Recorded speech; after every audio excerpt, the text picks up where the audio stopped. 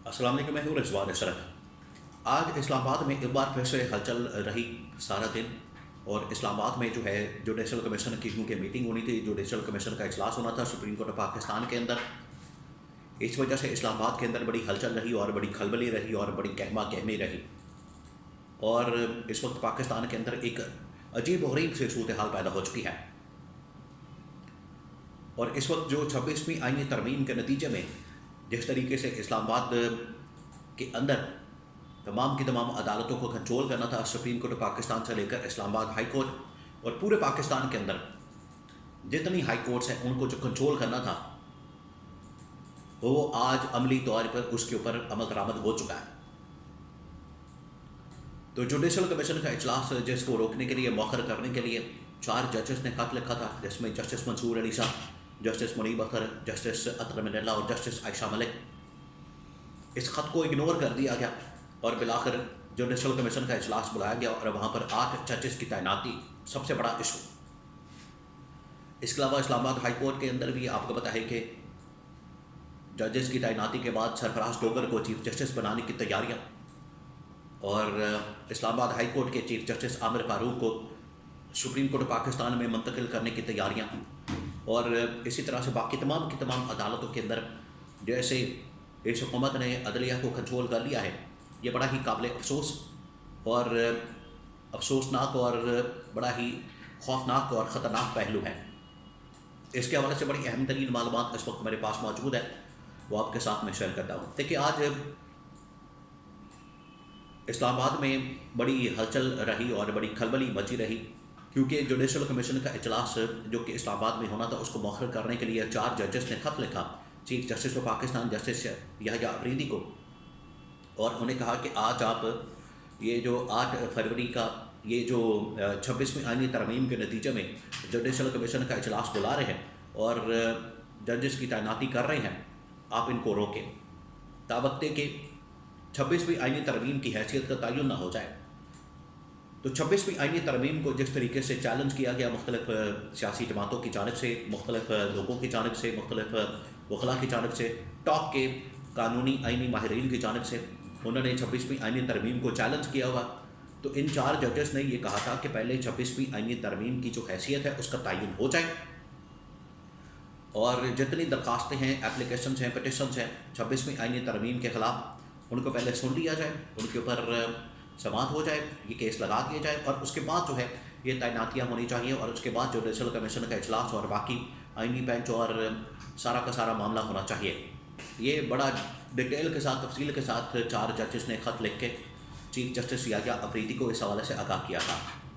لیکن chief justice Yahya Afridi آپ کو پتہ ہے کہ وہ بھی سہولت کاری کے اوپر اب لگے ہوئے، اور ان کی جانب سے کھل کر اس بات کا اظہار کر دیا گیا ہے، ان کی جانب سے کھل کر یہ بات کر دی گئی ہے کہ لاسٹ ٹائم جب یہ خط لکھا گیا تھا اور جب یہ ریگولر بینچ کی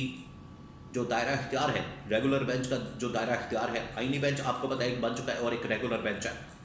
تو ریگولر بینچ کے جو دائرہ اختیار کے متعلق بات چیت ہو رہی تھی، وہاں پر تنازع کھڑا ہو گیا تھا، اس کے اوپر چیف جسٹس نے بات کی تھی کہ اب آئین اور قانون کے مطابق ہی تمام چیزیں ہوں گی، اور آئین کے مطابق ہی چیزیں ہو رہی ہیں۔ 26ویں آئینی ترمیم اب آئین کا حصہ بن چکی ہے، اس وجہ سے اسی کے مطابق ہی چیزوں کو چلانا ہے۔ تو یحییٰ افریدی نے تو اپنا مائنڈ بتا دیا تھا، انہوں نے اپنی سوچ اور اپروچ واضح کر دی تھی، اور ان کی سوچ واضح ہو گئی تھی کہ 26ویں آئینی ترمیم کو وہ مان چکے ہیں، اور 26ویں آئینی ترمیم کے نتیجے میں جو اقدامات ہو رہے ہیں وہ بالکل آئینی قانونی ہیں۔ ویسے بات یہ بھی ہے کہ چیف جسٹس پاکستان یحییٰ افریدی اس کے خلاف کسی صورت بھی ایکشن نہیں لے سکتے، اس کے خلاف فیصلہ نہیں دے سکتے، اس کے خلاف نہیں جا سکتے، کیونکہ وہ تو خود بینیفیشری ہیں۔ اس ترمیم کے 2 شخصیات، 2 اہم ترین شخصیات بینیفیشری ہیں اس ترمیم کی، ایک تو ہے chief justice Pakistan justice Yahya Afridi, اور دوسرا جسٹس امین الدین خان، جن کی سربراہی میں یہ پورا ایک آئینی بینچ بنا ہوا ہے، تو وہ تو اس کے بینیفیشری ہے، وہ کس طرح سے آئینی ترمیم کے خلاف جا سکتے ہیں، فیصلہ دے سکتے ہیں۔ اسی وجہ سے ڈیمانڈ کی گئی تھی 4 ججز کی جانب سے، اور جتنے آئین اور قانون کی حکمرانی کی بات کرنے والے یا حلف کے مطابق پاسداری کرنے والے، حلف کے مطابق کام کرنے والے ججز ہیں، ان کی جانب سے کہا گیا تھا کہ پہلے ہمیں 26ویں آئینی ترمیم کی حیثیت کا تعین کرنا چاہیے، اور اس کے بعد اور اس مقصد کے لیے ہمیں فل کورٹ بنا لینا چاہیے۔ یہ نہیں کہ 26ویں آئینی ترمیم کی جو بینیفیشری ہے آئینی بینچ اس کے سامنے ہی کیس کو لگا دیا جائے اور وہاں پر 26ویں آئینی ترمیم کے حق میں فیصلہ آ جائے گا. یہ بات تو ریٹن آن دا وال ہے, لکھی ہوئی ہے. اس وجہ سے فل کورٹ کے اندر یہ معاملہ جانا چاہیے. بہرحال آج جوڈیشل کمیشن کی میٹنگ, جوڈیشل کمیشن کا اجلاس جس کو 4 ججز نے روکنے کے لیے درخواست کی تھی, خط لکھا تھا, آخرکار خط کو اگنور کر دیا گیا اور اس کو نظر انداز کر دیا گیا اور اسے صرف نظر کرتے ہوئے یہ جوڈیشل کمیشن کا اجلاس اور وہاں پر 8 ججز کی تعیناتی. اب یہ پورا کا پورا نظام جو ہے عدالتی نظام خاص طور پر وہ مکمل طور پر اس وقت گورنمنٹ کے, حکومت کے کنٹرول میں آ چکا ہے اور حکومت اب اس طریقے سے ملک کو چلا رہی ہے. تمام ادارے, تمام شخصیات, عدالتی نظام, پارلیمنٹ اور ریاستی پلرز, تمام کے تمام ستون وہ اس وقت گورنمنٹ کے, حکومت کے کنٹرول میں ہیں, جس میں میڈیا بھی شامل ہے اور انسانی حقوق کی دھجیاں, پامالیاں, آزادی اظہار رائے کی پابندی اور عدالتی نظام کے اوپر کنٹرول, یہ اس حکومت کا اس وقت پورا امتیاز بن چکا ہے ہر جگہ کے اوپر. اور یہ اس وقت جو عدالت کے اندر ججز لگائے جا رہے ہیں, عدالت کے اندر سپریم کورٹ پاکستان سے لے کر اسلام آباد ہائی کورٹ, اسلام آباد ہائی کورٹ سے Lahore high court, Lahore high court سے سندھ, بلوچستان اور باقی کورٹس کے اندر جو ججز لائے جا رہے ہیں وہ تمام کے تمام وہ ججز ہیں جو کہ نون لیگ کے کسی نہ کسی طریقے سے تعلق واسطے کے بنتے ہیں. ان کا تعلق واسطہ نون لیگ کے ساتھ جا کے بنتا ہے تو ان کو لگا دیا گیا ہے. تو ججز کو اپنی مرضی کے لگا کے, اپنی مرضی کے تعینات کر کے یہ میسج دیا گیا ہے کہ عدلیہ ہمارے کنٹرول میں ہے. اسی کے خلاف بغلا نے آج احتجاج کیا تھا. بغلا نے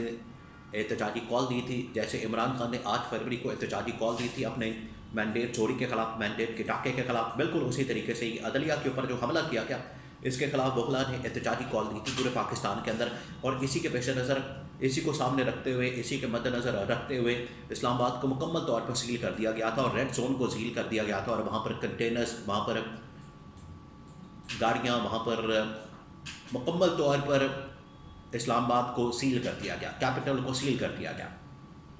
تو جب آپ اس طرح کے غیر آئینی, غیر قانونی حرب ہتھکریں استعمال کریں گے تو پھر آپ کو یہ سیل کرنا پڑے گا, آپ کو احتجاج روکنا پڑے گا, آپ کو رکاوٹیں کھڑی کرنی پڑے گی, کیونکہ پھر آپ عوام کا سامنا نہیں کر سکتے, پھر آپ پبلک کا سامنا نہیں کر سکتے, پھر آپ آئین اور قانون کا سامنا نہیں کر سکتے, پھر آپ کے اندر اتنی ہمت نہیں ہوگی کہ آپ آئین اور قانون کا مقابلہ کر سکیں, اس کا سامنا کر سکیں.